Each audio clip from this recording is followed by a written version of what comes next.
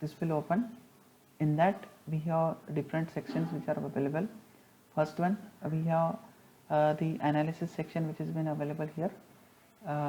We are not using this analysis because we want to create only geometry, so I am not using this analysis. So I have option available, that is geometry, so I am click over here. Then this window will open. After that, the geometry has been open. Select the unit first, whatever the units you are going to use, whether it is centimeter, millimeter, or inch or foot, whatever it is. So depending on that, you have to select your unit. Now this is a box which has been generated. Now I want to transform this box into a, we can say, a spring or lip spring. So I want to create some rectangular box over there. So carefully observe what is x, y and z. So these are important as far as the dimension of the objects are concerned. Say for example, if you want to extend this object in x direction, I must specify we can say dimensions over here. Say for example it is 20. I will show you, let's make it 30. You can see it has been extended. Same way, if I want to increase it further, so I have say 40, you will see it is further extended. So this is how the important things are there, and you have to always observe this x, y and z, according to which you can change the dimension of your object. Say for example, I had told it is as specified this to be 40. I will specify somewhere around 200. So this is how the object has been we can say extended. Now if I want this to be at center, now you can see this is along this object has actually from this reference axis, it is not from the center. So if I want this axis to be at the center, I can make this at center by considering this x component to be of 100. So just check it out, sorry, minus 100. Okay, now just check it out. This has been, now the object becomes and the object comes at the center. So this is how the wireframe model we can understand when you want to create the object.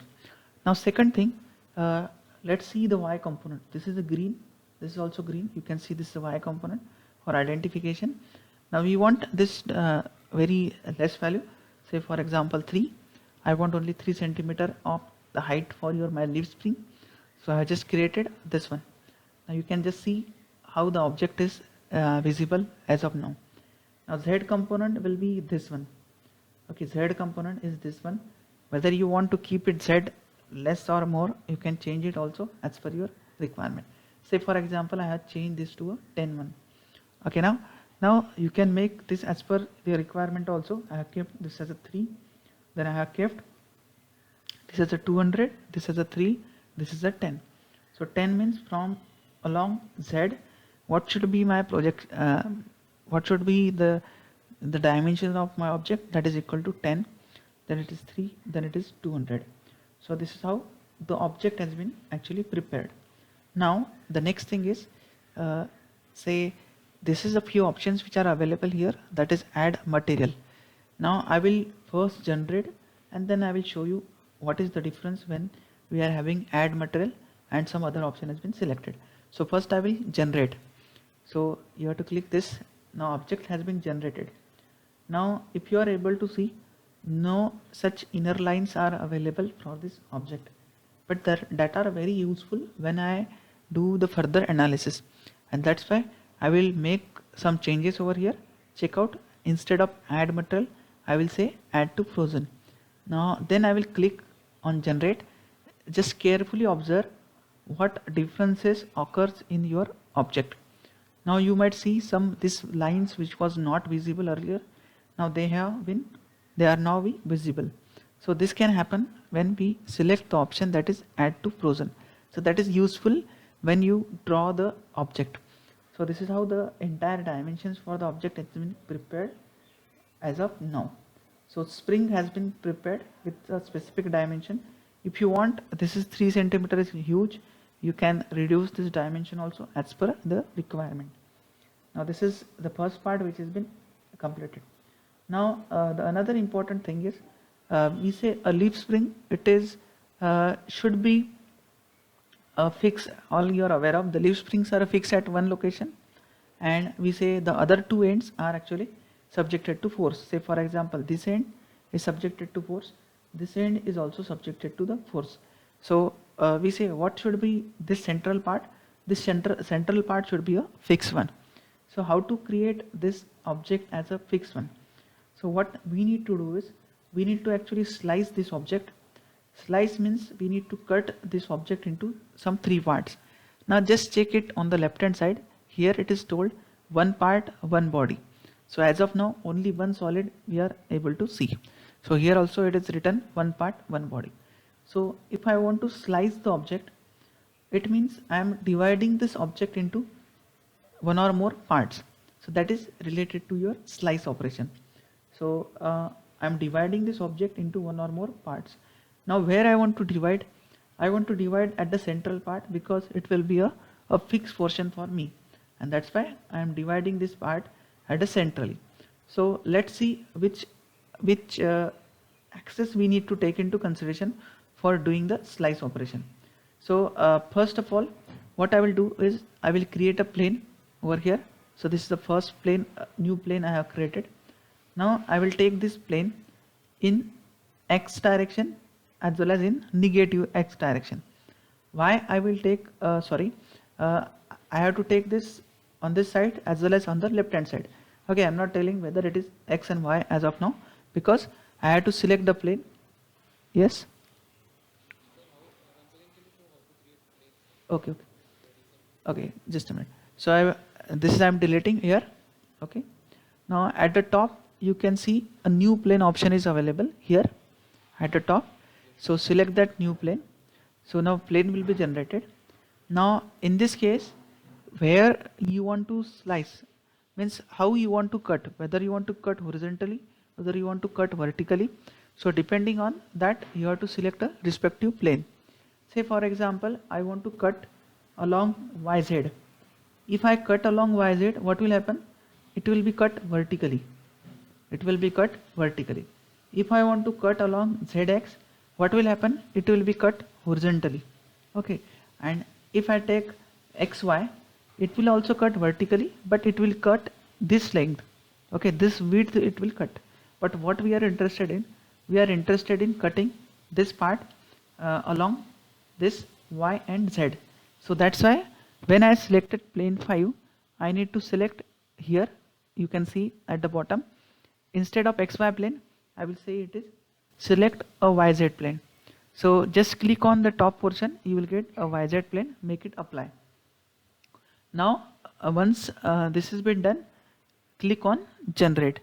Now say, okay, one thing is left, just a minute. So this has been created over there.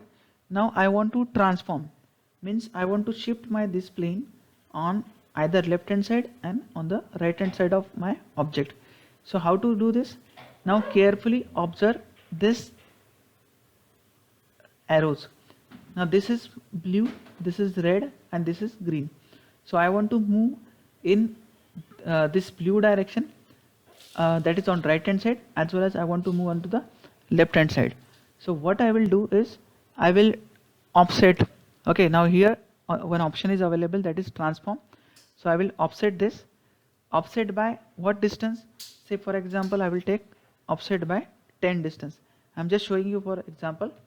Say now just check it how it was 0. This is 0. Now if I select 10, where it goes towards right. Okay, so if I we say click on the generate, my plane will be shifted to a distance of 10 in this direction. Okay, so blue observe, so that's why I have made offset Z here over there. So it has been shifted by 10. It has been shifted by 10. Now I will do a slice operation. Now where to use a slice operation? On this top side you can see here it is a slice operation. So now the slice will be available here. Now I have to select a plane. Now which plane I have to select? The plane which I have generated right now. So I have generated plane 5. So I have selected on this point and it will be apply. Now once you make it generate, you will see the object has been cut. Okay, you can see now the object has been cut.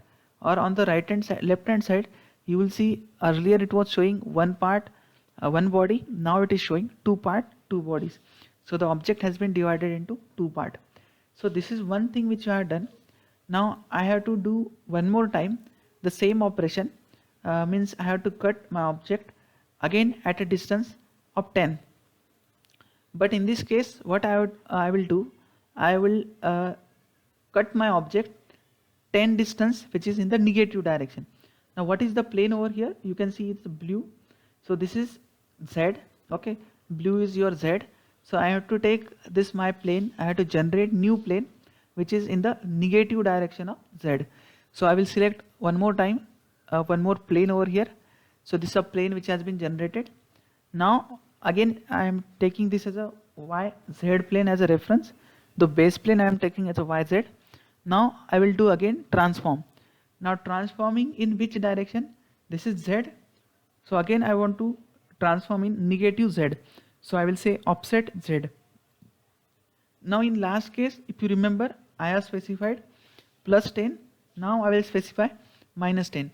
Now as soon as I click outside, you just check where this plane goes. So now this plane goes towards left. Okay, so you can see here. Now I will make it click on generate. So now plane 6 has been generated for us. Now what we want to do again, we want to slice the object. So slice with respect to what plane? Whatever the latest plane we have generated, that is plane 6. So I will select here as a plane 6 and make it generate. Now you can check on the left hand side. Earlier it was showing two parts, two bodies. Now it is showing three parts, three bodies. So at the first time it was showing one part, one body, but we have divided this object into three parts. So we have done the slice operation twice, first slice and this is the second slice. So what has happened, because of which the object has now been divided into two parts. So this is one, this is second, and this is the third. So the entire object has been divided into three parts. Now why we are interested in dividing this object? A simple reason is, as you might be aware, that we are considering this as a leaf spring. So these two ends are subjected to forces, because when the vehicle is moving onto the road surfaces, it may have some obstruction, it may have some path holes onto the road surface, because of which the forces will apply on these two ends, so which act as a suspension system for your vehicle. And that's why these two ends we have separated out with respect to a central plane. Why we have separated out this as a central plane? Because this will be we can say a fixed portion which will not be moving. These two ends will be subjected to movement. This two ends will be subjected to movement, either upward or downward, and that's why we have shown like this. So this is how the object has been generated for us. It is, you can see here, three part, three bodies over here. Now once this has been created, now there might be a question that leaf spring you might have observed on most of the automobiles. So in automobiles you are observing it is not a single leaf spring. We have n number of leaf spring which are been available. So how to proceed for this n number of leaf spring? So that again I'm going to show you over here. So this is the first leaf spring which I have drawn. Now other thing is, say you can save this work as a single leaf spring also. Then we say similar to what we have done here, we can go for the double leaf spring also, or we can say a leaf spring which has one or more layers.